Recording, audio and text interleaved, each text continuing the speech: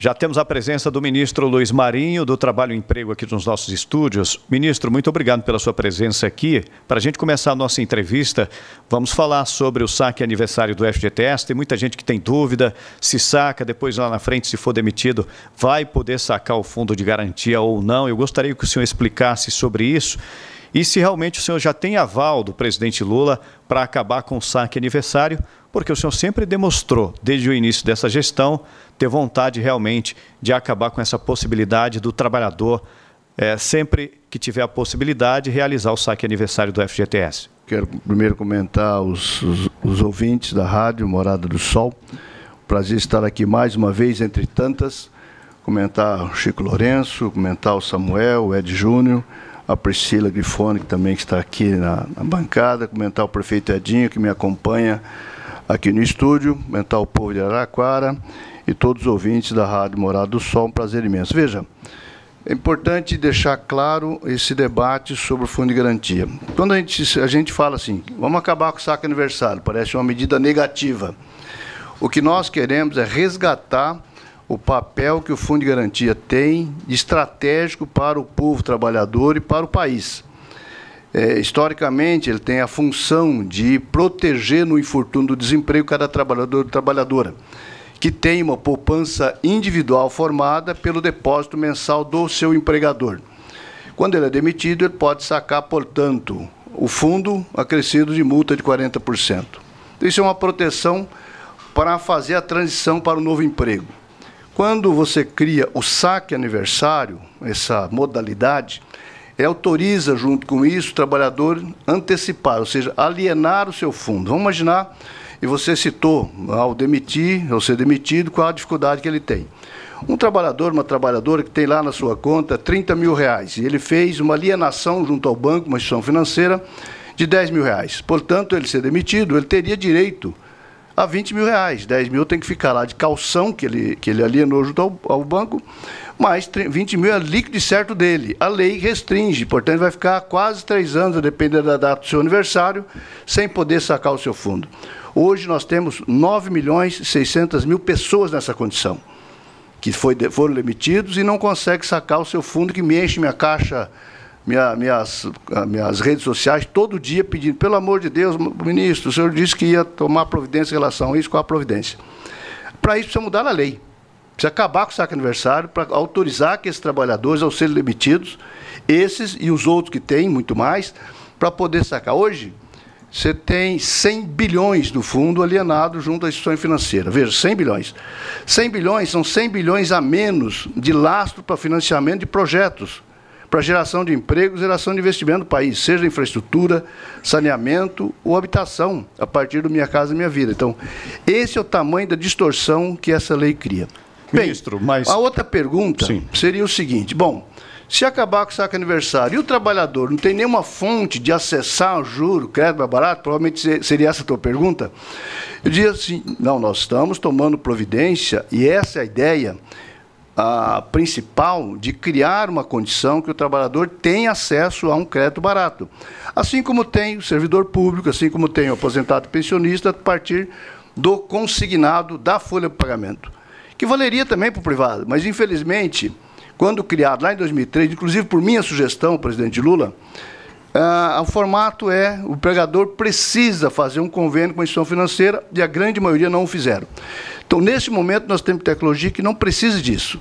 Não precisa ter autorização do empregador. Nós vamos fazer pelo e-social, pelo FGTS digital, fazer a gestão para que o trabalhador que deseje, ele possa escolher qual instituição financeira que ele deseja, não precisa sequer ser a instituição que ele tem a conta, seja a instituição que melhor lhe oferecer a menor taxa. Então, essa é a ideia. Criar um consignado privado, a partir da ferramenta e-social FGTS digital, e, ao mesmo tempo, interromper o processo gradativo do saque aniversário, você transita para que o trabalhador tenha direito ao consignado, crédito mais barato, ao mesmo tempo, ele resgata o fundo de garantia e dá direito a esses 9 milhões de pessoas imediatamente a sacar o que é seu. A dúvida que fica em relação à punição ao trabalhador, né? Porque num primeiro momento, quando o trabalhador faz o saque aniversário, é interessante para ele, é interessante também para a economia, porque esse dinheiro ele vai circular. Porém, ele é penalizado lá na frente, como o senhor já explicou, caso ele seja demitido, ele não vai poder sacar o fundo de garantia. Mas não seria importante mudar a legislação, o regramento, para que o trabalhador possa continuar fazendo o saque e não ser prejudicado em caso de demissão? O que o trabalhador necessita? De crédito. Nós estamos garantindo que ele terá crédito a partir da sua folha de pagamento. Ok? Então, o direito dele ter acesso ao crédito barato, ele vai continuar tendo. E vai, ao mesmo tempo, resgatar o seu direito do fundo de garantia e resgatar o papel do fundo de garantia, historicamente falando. Porque é muito importante o papel social que o fundo tem de ser um fundo de investimento. 100 bilhões de lastro a mais para investimento é importante para o país. Para o país e para esse trabalhador. Porque ele poderá ter mais casas financiadas pelo fundo de garantia. Hoje, ele está impedido de lastrear 100 bilhões de investimento, por exemplo, Minha Casa Minha Vida. Então, esse é o processo. Então, nós, ao mesmo tempo, reforçar o papel do fundo, sem tirar o direito do trabalhador ter o seu crédito barato a partir da sua folha de pagamento. E o fundo de garantia pode ser usado, na eventualidade da demissão. Vamos imaginar o seguinte: o senhor Joaquim, ele acabou o saque aniversário, mas criou o consignado. Ele foi lá e fez um empréstimo, a partir da sua folha de pagamento, de um consignado junto a uma instituição. Ele foi demitido. Ele tem possibilidade de usar parte da sua rescisão e nós podemos, nesse processo, admitir que ele possa usar o fundo de garantia para saldar a dívida, porque ninguém quer ficar devendo. Então, no momento da rescisão, ele pode usar o fundo, mas isso não bloquearia o fundo no processo de ele ser um laço de investimento, por exemplo, para habitação, para saneamento, para infraestrutura, e, portanto, ele continua sendo um fundo importante para gerar empregos e desenvolvimento do país. Priscila, tem alguma pergunta? Tenho sim, mas a minha pergunta, Chico, ministro, é em relação ao governo, ao plano do Ministério para as Mulheres. A gente viu aí que o governo acabou de lançar um programa nacional de igualdade salarial laboral entre homens e mulheres. Porém, ministro, a gente discute essa questão há muito tempo e ainda a gente vê os mesmos dados em relação a essa diferença, né, de salários, de remuneração menor das mulheres em relação aos homens.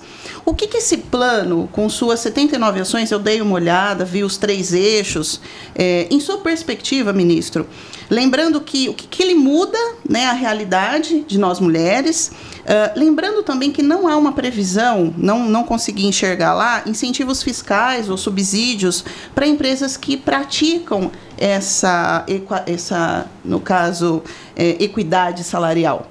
Até porque equidade é uma obrigação, precisa ter incentivo fiscal para fazer. Um empregador que pratica, né, um processo de discriminação preconceituosa, uma ação totalmente desatualizada da realidade, que vai contratar 2 profissionais da mesma capacidade, competência, experiência, grau de escolaridade, capacidade profissional, com o mesmo desempenho, pagar salário igual, isso passou a ser uma ilegalidade, a partir da lei de obrigar salário igual para homens e mulheres na mesma função. Então, essa lei que o presidente Lula sancionou no ano passado, e nós estamos implementando ela gradativamente, porque teve toda uma grita, especialmente da direita, no Congresso Nacional, querendo, inclusive, reverter a lei, porque diz que o Ministério do Trabalho, o Ministério das Mulheres ia fazer acontecer. Nós estamos dando tempo da transição para as empresas.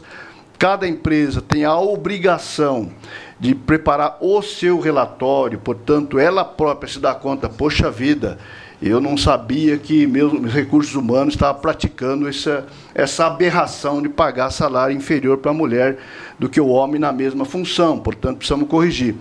Ela faz o seu plano de adequação do período, etapa de implantação, está tudo certo. Nós não estamos assim a ferro e fogo. Agora, se a empresa ela não faz o relatório, se ela não faz o compromisso do plano tal, ela poderá ser autuada pelos auditores fiscais do trabalho. Então, vai chegar a etapa que nós vamos começar a multar, autuar tal, e pressionar e obrigar a fazer. Porque aqui tem uma ilegalidade a partir da lei de salário igual. Então, o conjunto das ações é um meio que sim, um processo de conquista, um processo de sensibilização, um processo de responsabilização. Tem empresas dispostas a ajudar a liderar esse processo. Mas teve até uma empresa de uma dirigente muito importante, e que quando ela viu o relatório dela, ela me ligou apavorada. Falei, não pode publicar esse relatório, porque para mim estava tudo certo, mas tem uma unidade lá que está desigual. Falei, calma, tranquilidade, não tem problema. É até importante que a sociedade saiba que, olha, até quem achou que estava fazendo tudo certo, não está fazendo tudo certo, mas vai fazer. Até para trazer outras empresas, outros empregadores, empregadoras que se comprometem em fazer. Então, esse é um processo e que nós acredito que estamos no caminho certo. Ok, a gente sabe que a gente tem essa questão da Lei Geral de Proteção de Dados, mas a transparência nesse sentido, em mostrar que as empresas realmente estão cumprindo a legislação é importante, não é, ministro? É uma garantia às empresas. A Lei de Proteção de Dados está totalmente preservada. Em nenhum momento o relatório diz a Maria, ou o Joaquim, ou a Josefa tem salário tal, diferente do Manuel, do Alfredo, que tem salário assim. Nós não vamos expor as pessoas. Isso é muito importante deixar claro, que as empresas questionam, vai expor as pessoas, vai expor o gerente, vai expor o dirigente. Não, está tudo preservado, tudo se vai pela média. Então, na média, muitas vezes, poderá ter uma situação onde a empresa que não coloca a mulher nos cargos de ascensão da empresa acaba provocando, mostrando uma diferença que poderia estar corrigida caso tivesse mulher na direção da empresa, por exemplo, com salário maior, enfim. Então, você tem todo um processo aqui que eu tenho certeza que no tempo as empresas vão se adequando e nós vamos dar um show internacional. Quando nós anunciamos na OIT, na Conferência em Genebra Internacional do Trabalho, um conjunto de países, governo de vários países, se interessou em saber, qual a experiência que o Brasil está construindo, porque nós estamos construindo. Então, creio que isso vai ajudar muitos países, inclusive, a trabalhar esse processo. Ed Júnior? Ministro, o senhor esteve ontem na cidade de São Carlos e falou sobre a possibilidade, da cidade receber recursos do governo federal. Trazendo aqui para a nossa cidade de Araraquara, o que a próxima administração precisa fazer para obter esses recursos e quais os setores que seriam beneficiados, claro, dentro da prerrogativa do Ministério do Trabalho? Veja, isso é geral para o governo, não só o Ministério do Trabalho. Eu vou citar um exemplo das enchentes que aconteceram, trágicas, aqui final de 22, tanto Araraquara como São Carlos. O prefeito Edinho tomou providência de preparar projetos e disputar recursos nas seleções e tem recurso destinado para Araraquara, porque que já esteja em obra. São Carlos mandou uma carta pedindo dinheiro. Veja só, mandar uma carta pedindo dinheiro para o governo federal é a mesma coisa de não mandar nada, economiza o dinheiro do papel, e o esforço de fazer a carta, porque isso não resolve nada. Junto ao governo federal, o que resolve é projeto. Então, o presidente Lula disse o seguinte, olha, se preparem e tal. Já avisou, os próximos prefeitos e prefeitas terá, em fevereiro, a possibilidade de começar a tomar conhecimento dos projetos, do que o governo está pensando, para a próxima fase de seleções de projetos. Agora, não adianta chegar lá e entregar uma carta, precisamos de X bilhões, X milhões para a educação, para a saúde, para a qualificação. Sim. Você tem os editais de possibilidades de seleção de projetos, você tem que apresentar os projetos adequados, projeto básico, projeto executivo, enfim, para, de fato, você ter liberação de recurso federal. Tem sido assim a regra dos governos do presidente Lula, desde Lula 1, Lula 2, governo Dilma, governo Lula 3, mesma coisa, e o presidente Lula muito focados, nós precisamos desenvolver o país, precisamos botar o país no novo patamar. Para botar o país no novo patamar, nós precisamos de prefeitos e prefeitas. A parceria com as cidades ela é estratégica para desenvolver o país, para gerar melhores condições para as mulheres, para os homens, para a juventude. Estamos num bom momento do ponto de vista da geração de empregos, 2.950.000 empregos em 19 meses. Creio que o próximo mês verá ainda positivo, maior do que o ano passado, e continuará. O Rio Grande do Sul, por exemplo, aquela tragédia toda, mas todas as providências lideradas pelo presidente Lula. Nós tivemos 2 meses de saldo negativo. O terceiro mês já virou saldo positivo da ordem de 9.000 empregos positivo e creio que seja essa tendência, colocando o Rio Grande do Sul num patamar, acompanhando o Brasil e ajudando de novo o Brasil a gerar desenvolvimento e crescimento da economia. O que atrapalha um pouquinho é o Banco Central. O Banco Central tem sido aí o zagueiro dessa possibilidade de fazer mais gols aí para gerar novos empregos, crescimento, enfim.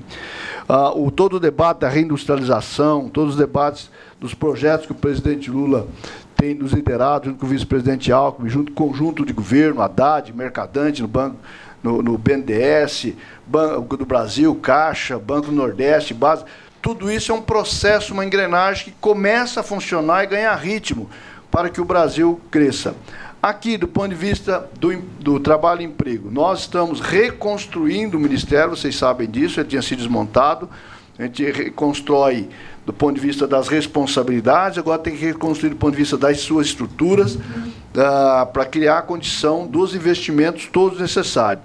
Nós estamos, portanto, com muitos recursos destinados no Brasil inteiro, através, seja da reconstrução das redes Cines, com os estados e as grandes cidades, e também criando condição dos editais junto às universidades, institutos federais, para oferecer qualificação olhando o território. Então, aqui o importante é olhar as demandas de território para que a gente faça projeto direcionado para formar mão de obra direcionada, além de oferecer para a juventude, mas não somente, toda a capacitação e qualificação na digital. Então, nós temos, com a Microsoft, um convênio para 5 milhões de pessoas, já formamos 1,5 milhão, até 26, com possibilidade de crescer. Outras plataformas estão interessadas em também participar desse processo, onde vai desde o letramento, ou seja, quem não sabe nada, quem não tem nenhuma intimidade com o computador, com o seu tablet, enfim, até programação, por exemplo. E você tem funções nessa área que formou, está empregado. No Brasil ou fora do Brasil, porque você tem a possibilidade de estar trabalhando para a Índia, sentado aqui em Araraquara, né? Enfim, então você tem várias possibilidades. Você está no Índia, mas poderia falar China, poderia falar Canadá, poderia falar Estados Unidos, enfim. Você tem um conjunto de... Hoje o mercado do trabalho ele está se globalizando também a partir da possibilidade do trabalho à distância. Samuel?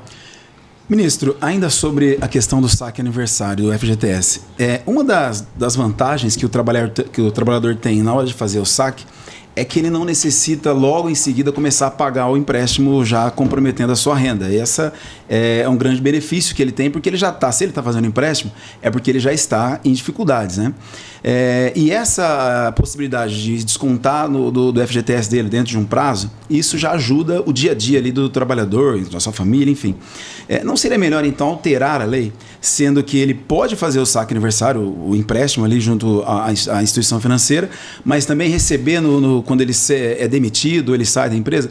Porque dessa maneira esses que estão cobrando, tem muitos outros também que se beneficiaram da situação de fazer o empréstimo naquele momento para não comprometer a sua renda. Então, o empréstimo consignado vai acabar afetando a renda do trabalhador, que já está, se ele fez o empréstimo, a gente entende que ele já está numa situação de aperto, né? Não seria mais fácil, então, ainda que beneficie uma parte, mas também mantenha o benefício da outra, porque a gente vai acabar tirando direitos, né? Tem opção de escolha.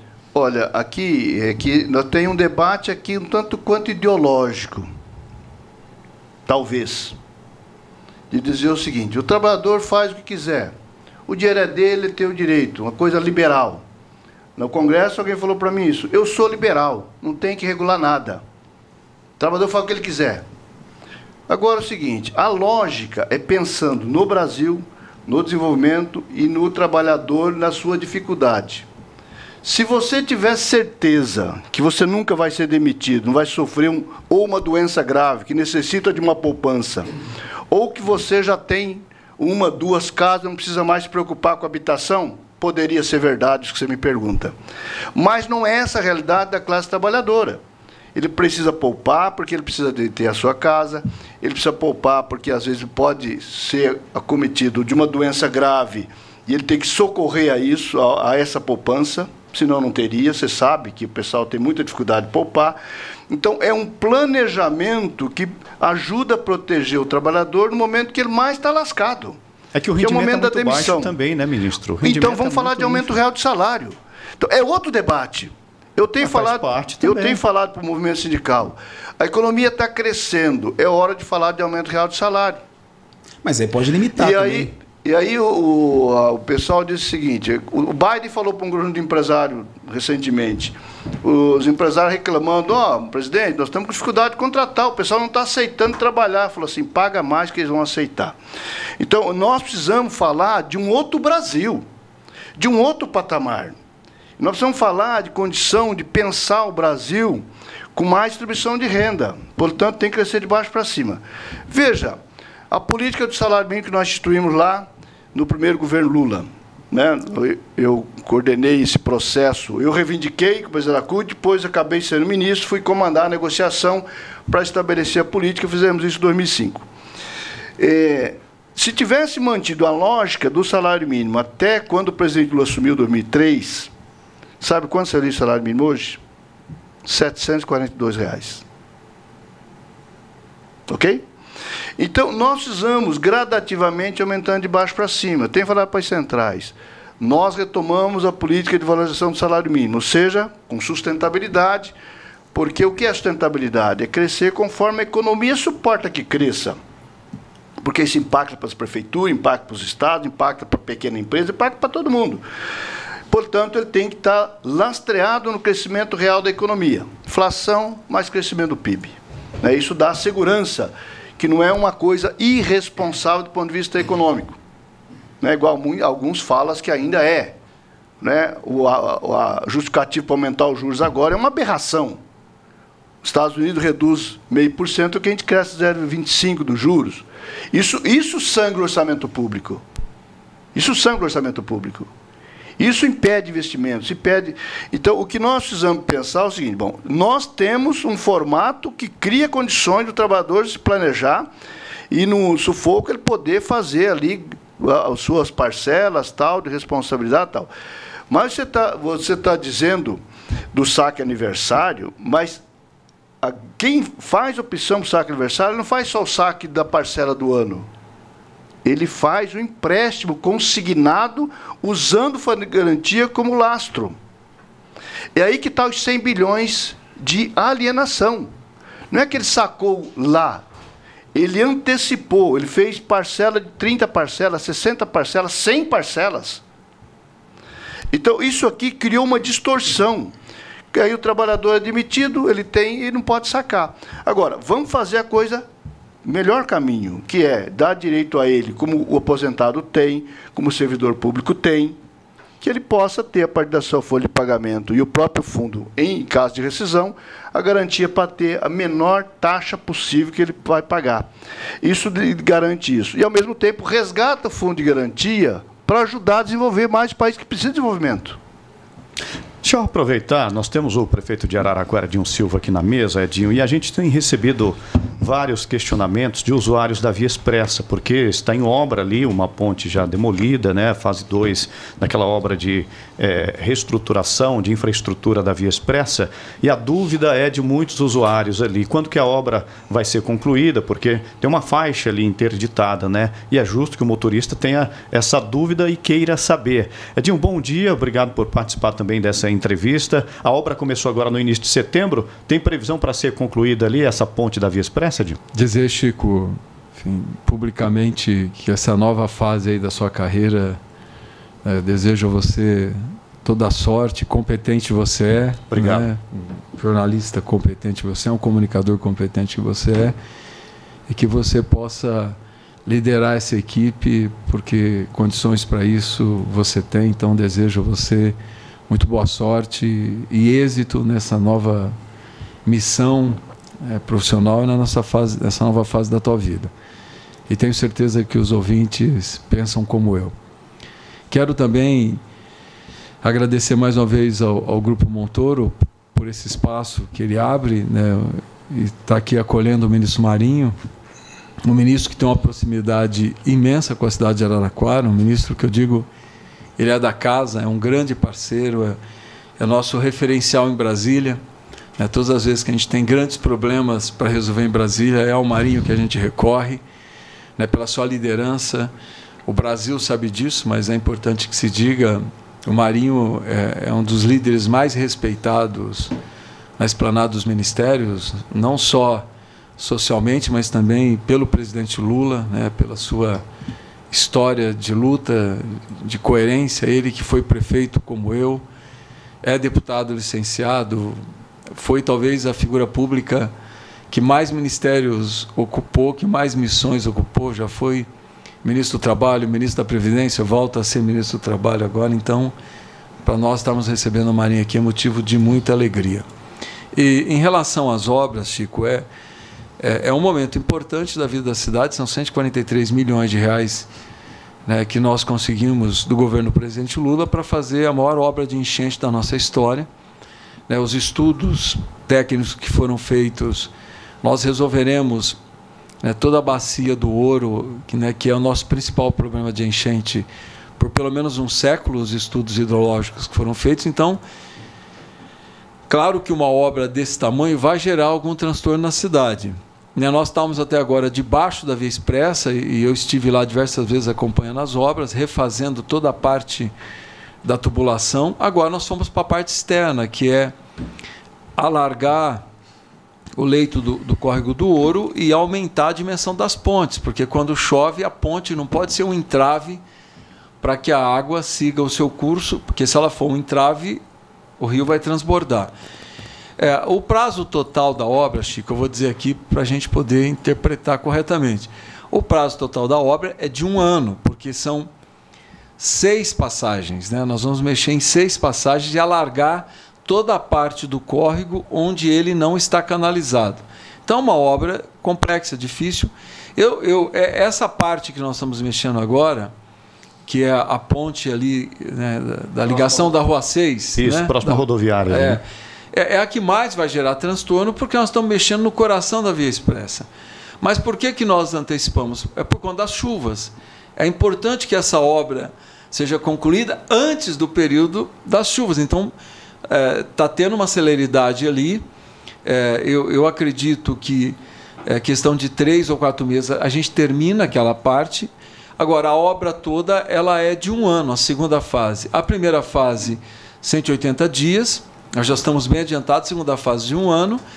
E a terceira fase, que são os lagos, que é a parte mais difícil da obra, que nós estamos agora na fase final de aprovação da CETESB, para que a gente possa licitar.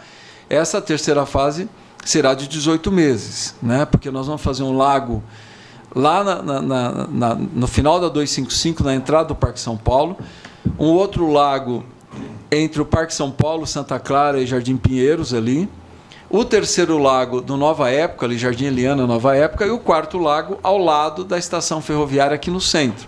E não serão só lagos, É um processo de reurbanização, porque são lagos.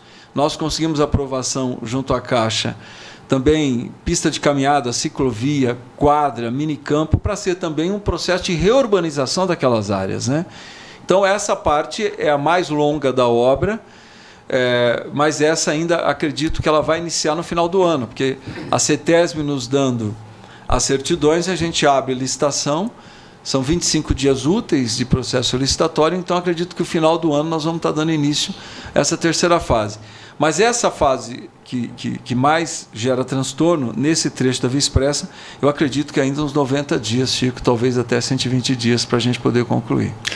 Perfeito. Edinho, obrigado pela sua resposta. Eu tenho mais uma pergunta aqui para o ministro. Eu sei que o ministro tem agenda, mas para a gente se encaminhar para o encerramento da entrevista, ministro, a gente tem um assunto que até virou polêmica essa semana, que foi, após o presidente Lula sancionar a lei da desoneração da folha de pagamento, aquela questão de dar 30 dias para que a pessoa que esqueceu algum resíduo, algum dinheiro no banco, corra para o banco, senão o governo pode pegar esse dinheiro e aí o cidadão não vai ter mais facilidades para ter acesso a esse recurso. Mas não é essa a pergunta. Sobre essa questão da lei da desoneração, que foi aprovada lá no governo Lula, no governo Dilma, com expectativa de geração de emprego. O governo atual está confiante de que esses 17 setores da economia sendo beneficiados, esses 17 setores vão gerar mais emprego nesse momento da economia do Brasil?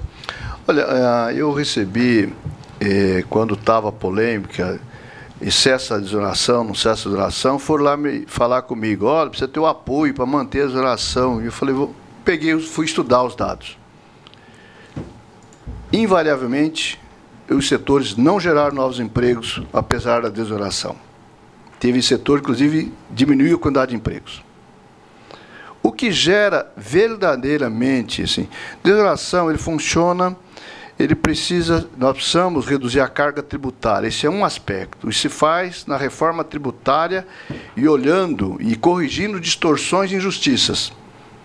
O setor, o pessoal, o andar de cima, como costumam dizer, paga pouco imposto. Quem paga muito imposto é embaixo, é o consumidor, a consumidora, que na feira compra pastel na feira, está pagando imposto, e às vezes os bilionários, 1% que mais tem acúmulo de capital, de riqueza tal, tem os seus mecanismos de fugir de pagar imposto, se paga pouco imposto, ele é muito desigual, muito injusto. Então, e aí se faz na reforma tributária, corrigir alguma coisa, mas era preciso aprofundar esse debate de pensar, os bilionários pagam pouco imposto, não só no Brasil, mas no mundo. Tanto é que tem o debate aí se taxa ou não taxa os bilionários globais. Então, esse eu acho que é o principal debate que tem que fazer em relação a isso. Agora, geração de setor específico, ele pode ser temporário. Numa situação, eventual crise de um setor que você localiza, tal, você baixa tal para provocar, e desde que tenha impacto no preço final para o consumidor, para aumentar o dinheiro poder valer mais, porque aí você consome mais, você produz um processo que pode até gerar emprego. Nestes setores, nesse período olhado, eles não geraram empregos. O único setor que gerou emprego foi de comunicação, de tecnologia tal, porque geraria de qualquer forma, sendo ou não sendo exonerado, porque é uma atividade que está em crescimento, em desenvolvimento. Então, o setor que está assim, sendo ou não sendo onerado, exonerado, ele vai gerar ocupação, porque é uma demanda da economia. A realidade econômica e política de quando foi lançado esse programa também não contribuiu para que os setores não gerassem emprego? A gente tinha uma crise política no Brasil, naquele momento. Tivemos instabilidades depois. Eu próprio questionei quando a Dilma o fez. De gestão. Quando a Dilma o fez. Porque quando a presidenta Dilma fez, ela e o ministro Guido Mantega, eu próprio critiquei e disse, olha, cadê os trabalhadores na mesa? Não foi chamado. Quando você não coloca a área social para controlar compromisso e responsabilidade, você não tem o efeito garantido, o que aconteceu, infelizmente. A pressão política levou a manter a desoneração, mas do ponto de vista da eficiência econômica, o certo mesmo era acabar com a desoneração e num processo gradativo de correção de injustiças para poder conseguir. Eu sinceramente não acredito que se acabar a desoneração ia gerar desemprego nesses setores. Não acredito. Porque o que demanda o setor gerar emprego ou não gerar emprego é se o que ele está produzindo, o que ele está vendendo, tem comprador para os produtos. Não adianta você falar assim, vai custar menos o produto, se não tiver demanda comprando. Tem que ter demanda comprando. Por isso, o certo é crescer o salário mínimo, o certo é crescer o salário, os pisos salariais. Então, quando eu falo para os sindicatos, vocês precisam olhar os pisos de categorias, para os acordos coletivos, as convenções coletivas, elevar os pisos, é de baixo para cima. O presidente Lula costuma dizer, muito dinheiro na mão de poucos vira ações na Bolsa. Pouco dinheiro na mão de muitos vira consumo.